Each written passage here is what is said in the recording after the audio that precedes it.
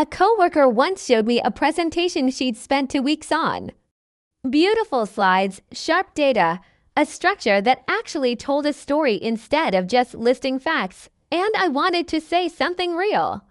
Something that wasn't just nice job or looks good, but every sentence that came to my head in English felt either too small or strangely too big, like I was either underselling it or writing a movie review. What did you end up saying? I said this looks really good, 3 words. And she said thanks and moved on to the next slide. That was it. The compliment landed with no weight at all, like a feather on a table.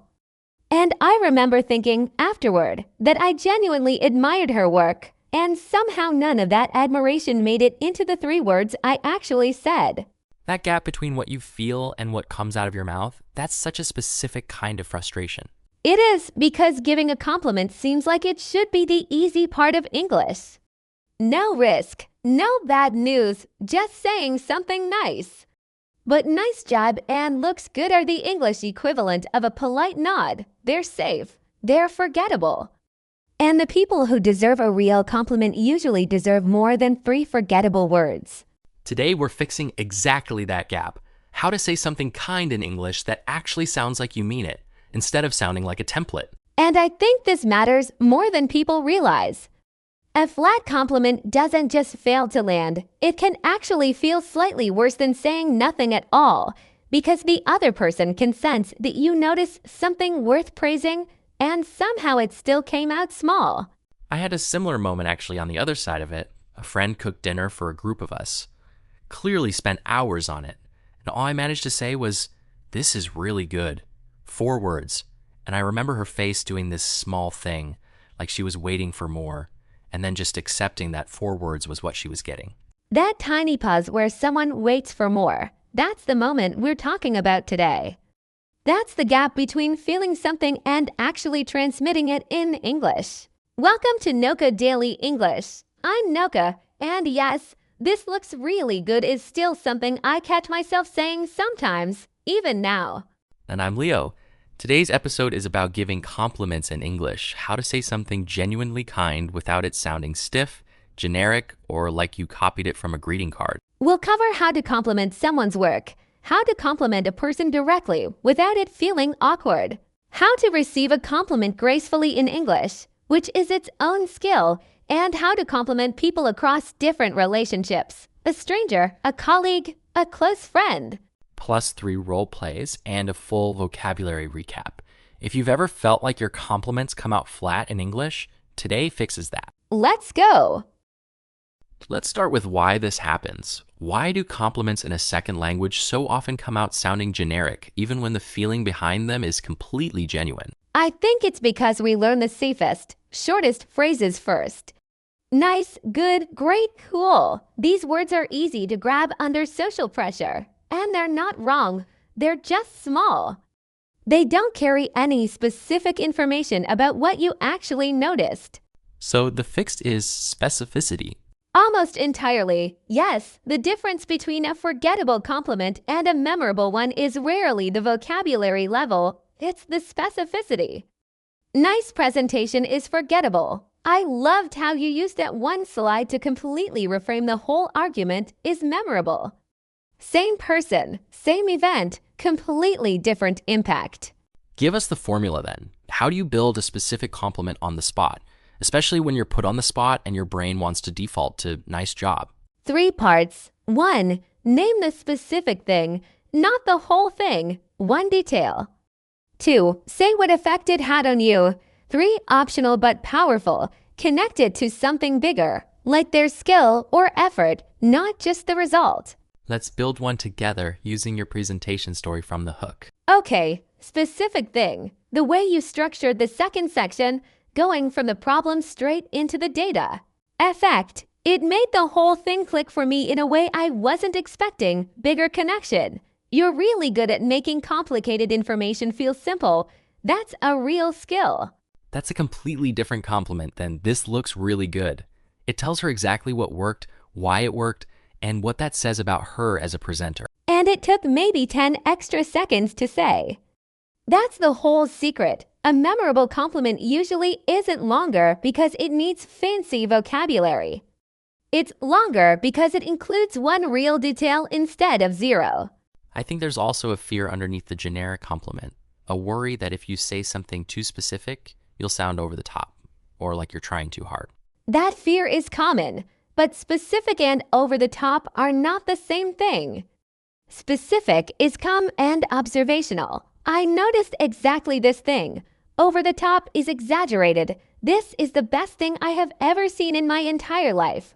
You can be detailed without being dramatic. In fact, calm specificity usually reads as more genuine than big, dramatic praise.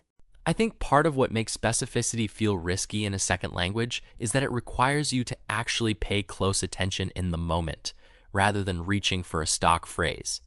You have to notice something real before you can describe it. That's exactly right. And honestly, that attention is half the gift. When you say something generic, the other person knows you weren't really paying close attention. They can feel the difference between an automatic response and an observed one. When you say something specific, you're proving you were actually present with their work, their words, their effort. So in a strange way, the compliment itself is less important than the attention that produced it. I'd say they're tied together completely. You can't really give a specific compliment without first paying attention. So the practice of giving better compliments in English is really a practice of paying closer attention to people. The English part comes second, almost as a formality once you've actually noticed something worth saying. Let's go through a few categories. First, complimenting someone's work. A project, a report, a piece of writing, a design. Useful phrases here. You really thought this through speaks to effort and care. This is exactly what I would have wanted, and I didn't even know how to ask for it. Speaks to how well they understood the brief. I can tell you put a lot of care into this. Names the effort directly, which people often appreciate more than praise for the result alone.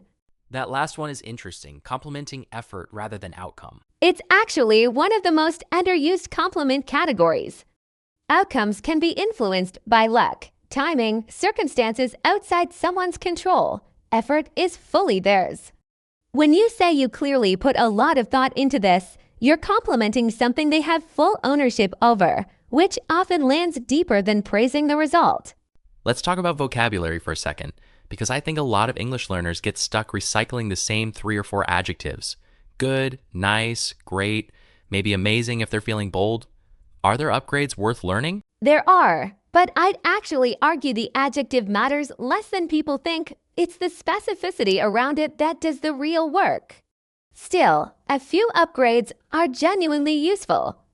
Instead of good, try solid or well thought out. Instead of nice, try thoughtful or considerate. Instead of amazing, which can feel overused, try genuinely impressive or really well done. Those upgrades feel more grounded, less like exaggeration, more like an actual observation. Exactly the point. Amazing has been used so often in so many contexts that it's almost lost its weight. Genuinely impressive still sounds like a real reaction because it's slightly less common, slightly more deliberate. But again, even the best adjective on its own is still just one word. Pair it with one specific detail, and even a simple word like good starts to feel sincere. So if someone's listening right now thinking, I don't have fancy vocabulary for compliments, the message is, you don't need it. You really don't. I thought this was really good, especially the way you opened with that story instead of jumping straight into numbers uses extremely simple vocabulary. But it's specific, so it lands as completely genuine. Don't wait until your vocabulary feels advanced enough to give a real compliment.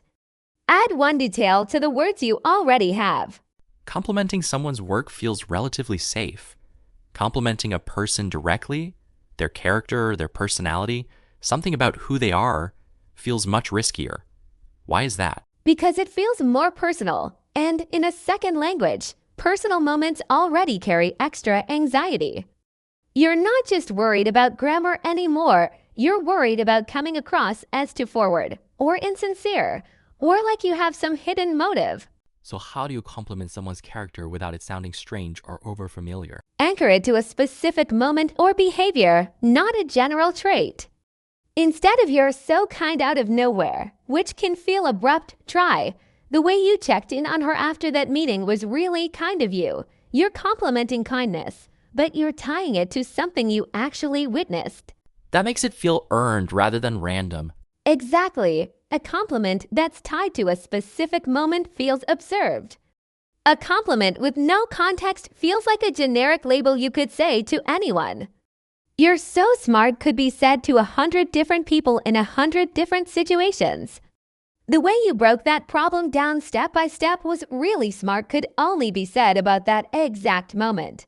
What about complimenting someone you don't know very well? A new colleague, an acquaintance? The personal compliment feels riskier there. With someone you don't know well, lean toward complimenting something they did or said in that specific interaction, rather than something about their personality overall.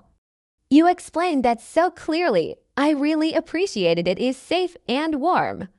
"You seem like such a genuine person" to someone you just met can feel like too much, too soon, even if it's true.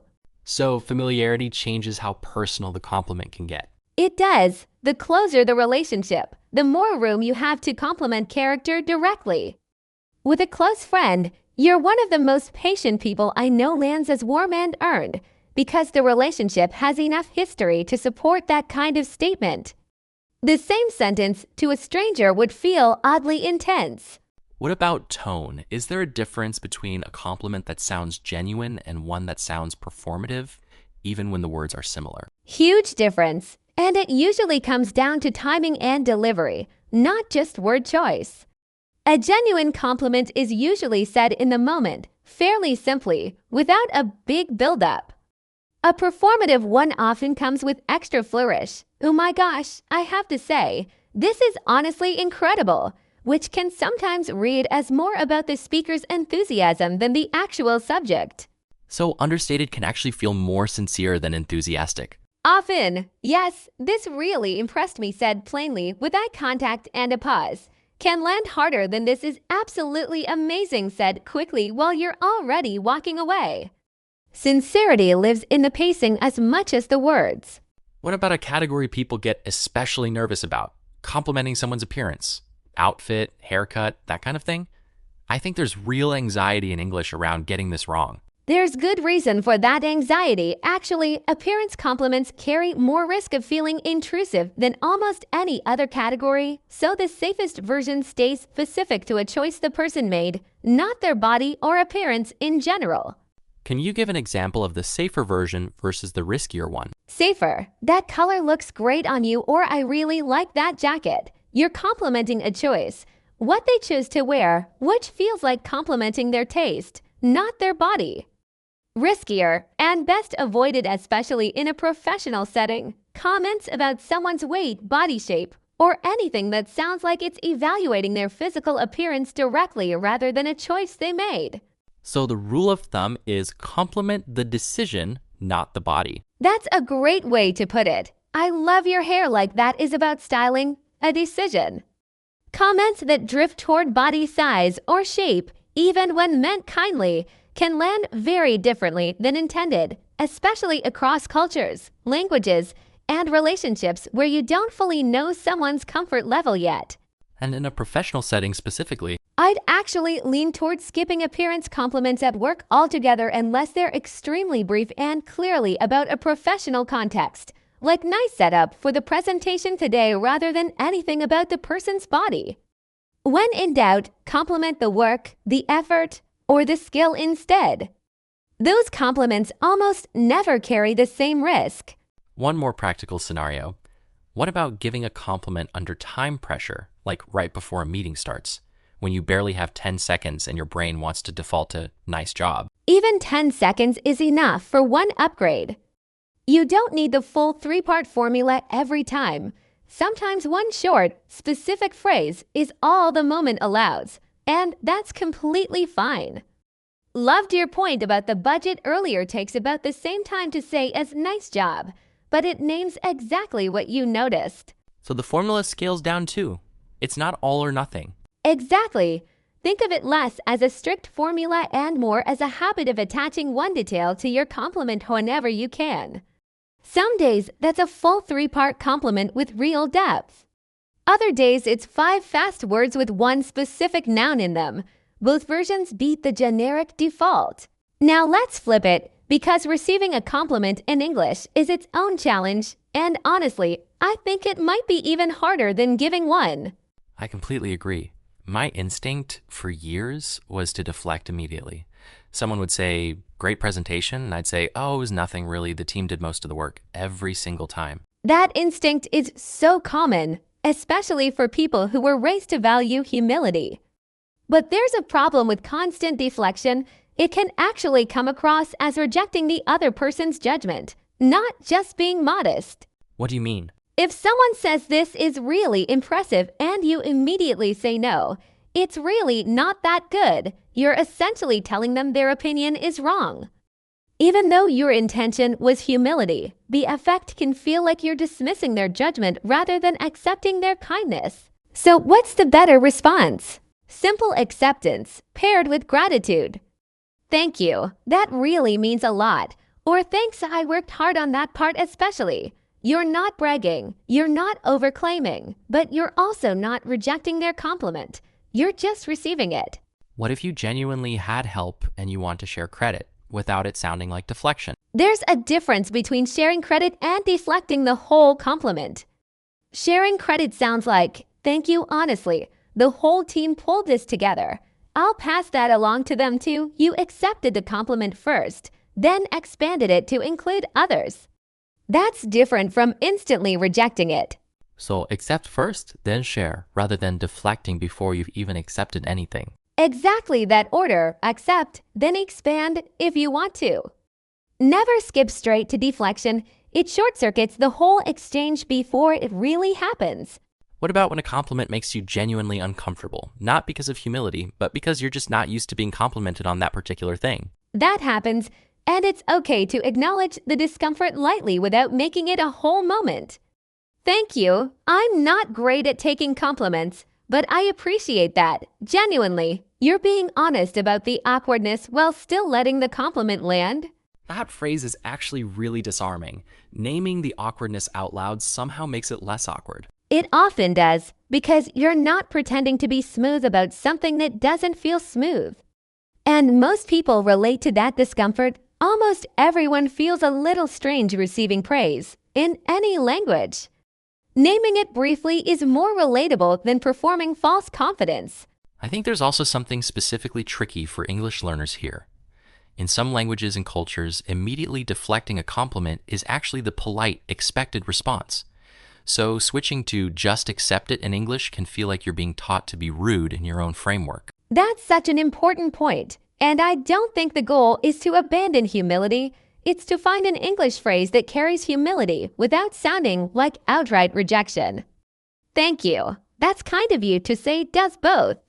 It's humble in tone, but it doesn't reject the compliment the way no, it's really not that good does.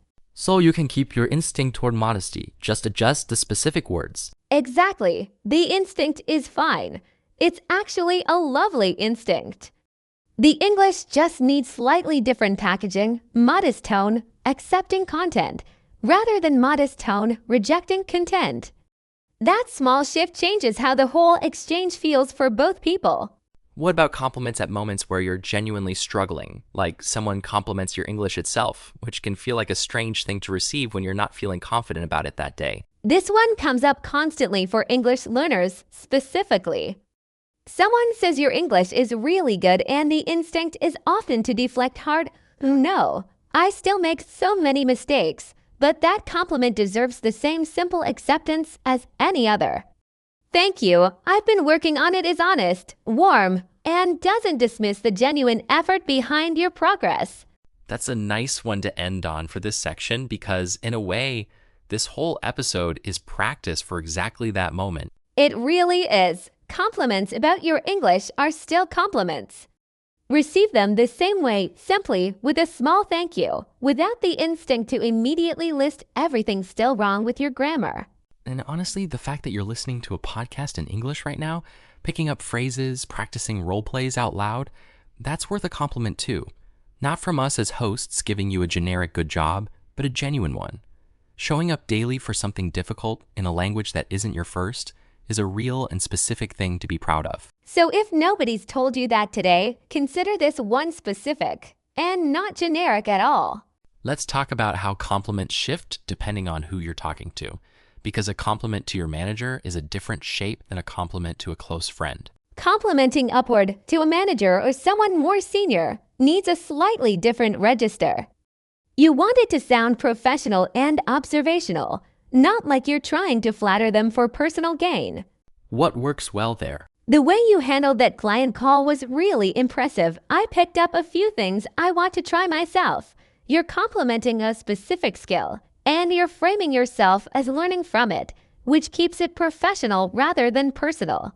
And complimenting a peer, someone at your same level? More room for warmth and directness. Honestly, you handled that situation way better than I would have is completely natural between peers.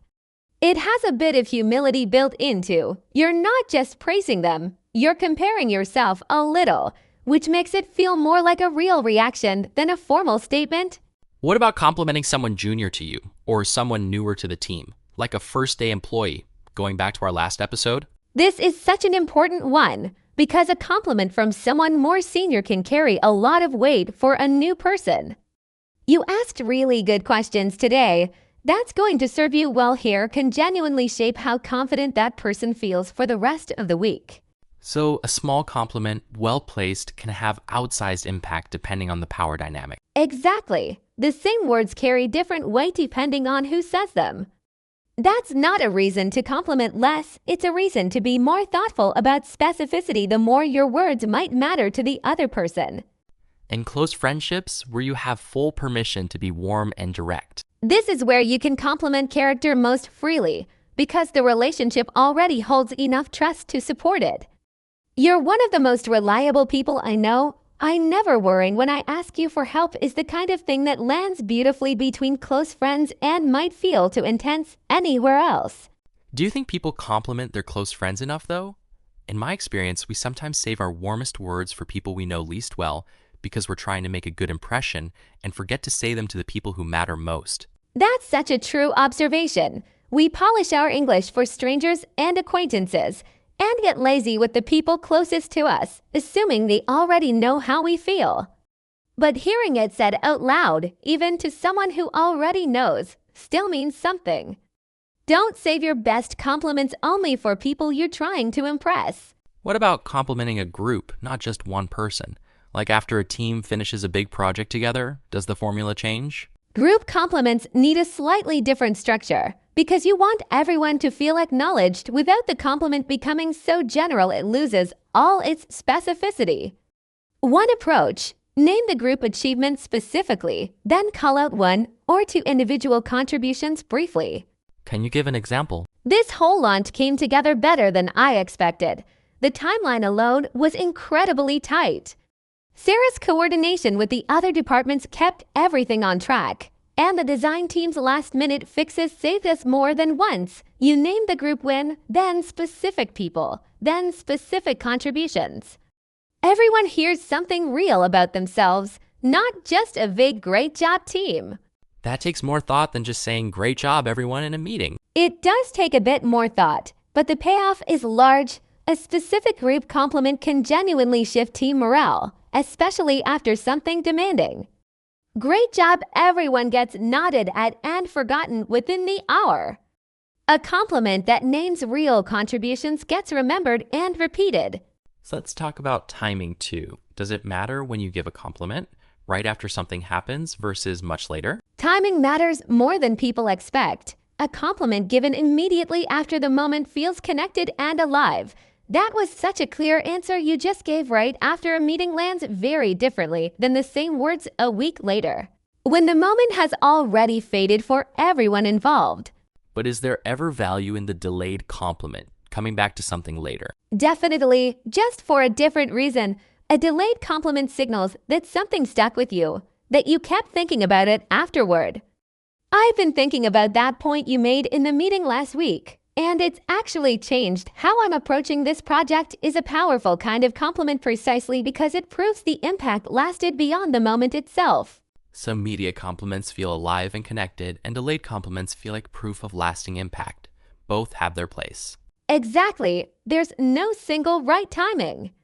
The only real mistake is letting too much time pass and never saying anything at all, which happens far more often than either of the versions we just described.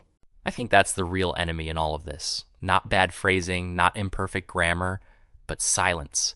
The compliment that never gets said because the moment felt too small, too late, or too awkward to bring up. And almost every compliment we've talked about today started as something small, a thought that crossed someone's mind and almost stayed there.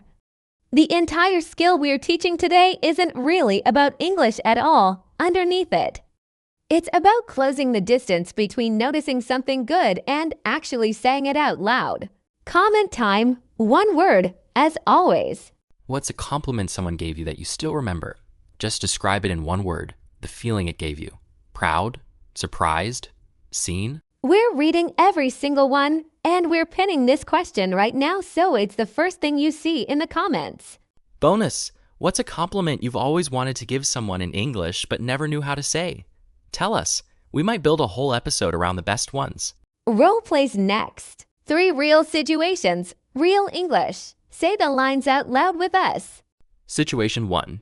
A colleague just finished presenting a project they worked hard on. Specific, genuine compliment the way you structured the second half. Going straight from the problem into the data made the whole thing click for me. You're really good at making complicated information feel simple. That's a real skill. Receiving it well, thank you. That really means a lot. That section actually took the longest to get right. Notice specific detail, genuine effect, connection to a broader skill. And the response accepted it fully, then added one real detail back, instead of deflecting. Let's add a small variation. What if the colleague had instead tried to deflect completely? Deflecting version, oh, it's really nothing. I just threw it together quickly. Notice how that response actually closes the conversation down rather than opening it up. The compliment giver has nowhere to go after that. There's no acknowledgement, no detail to respond to, just a quiet dismissal. Compare that to, thank you, that really means a lot, which invites a little more warmth back and forth. That contrast is worth remembering. Deflection doesn't just undersell your own work. It can quietly shut down a nice moment of connection that didn't need to end so quickly. Situation 2, complimenting your manager's handling of a difficult client call professionally. As manager, receiving a thanks. I appreciate you saying that. That one was a tricky call. Glad it came across well. Professional, specific, and framed as learning rather than flattery. That's the register that works well going upward. Situation 3, telling a close friend something you've always wanted to say, but never quite found the moment for. Warm, direct, earned by the relationship. You're honestly one of the most reliable people I know. I never worry when I ask you for help, and I don't think I've ever actually told you that. Receiving it, a little caught off guard. Wow, thank you. I wasn't expecting that, but that genuinely means a lot to hear. That pause before the response, I wasn't expecting that, is honest and real. You don't need a smooth, instant reply to a meaningful compliment. A little surprise, followed by genuine thanks, is exactly how it should feel. Try all 3 tonight if you can. Pick one real person and say one real specific compliment to them, out loud, today. That's the actual practice. One more situation, a bonus one, complimenting a whole team after finishing a big project together. Addressing the group, this whole launch came together better than I expected, honestly. The timeline alone was incredibly tight. Sarah's coordination with the other departments kept everything on track, and the design team's last-minute fixes saved us more than once. Really proud of how this came together. Group achievement named first, then to specific contributions called out by name. Nobody in that room walks away feeling like they got a generic good job. Everyone. That's a wrap on episode 6, Giving Compliments. We covered why compliments fall flat, how to compliment work and people directly, how to receive a compliment gracefully, and how compliments shift across different relationships. The big takeaway. Specificity is the whole secret. One real detail turns a forgettable nice job into a compliment someone remembers for years, and it works at every level of English. You don't need advanced vocabulary. You just need to notice one true thing and say it out loud. Comment one word below. What's a compliment you still remember? And how did it make you feel? We're reading every single one. Subscribe for a new episode every day. See you in the next one. And remember, somewhere today, there's a real, specific compliment waiting to be said to someone. Don't let it stay stuck in your head. Say it out loud, even if the English doesn't come out perfectly. That's exactly the practice we talked about today. By everyone.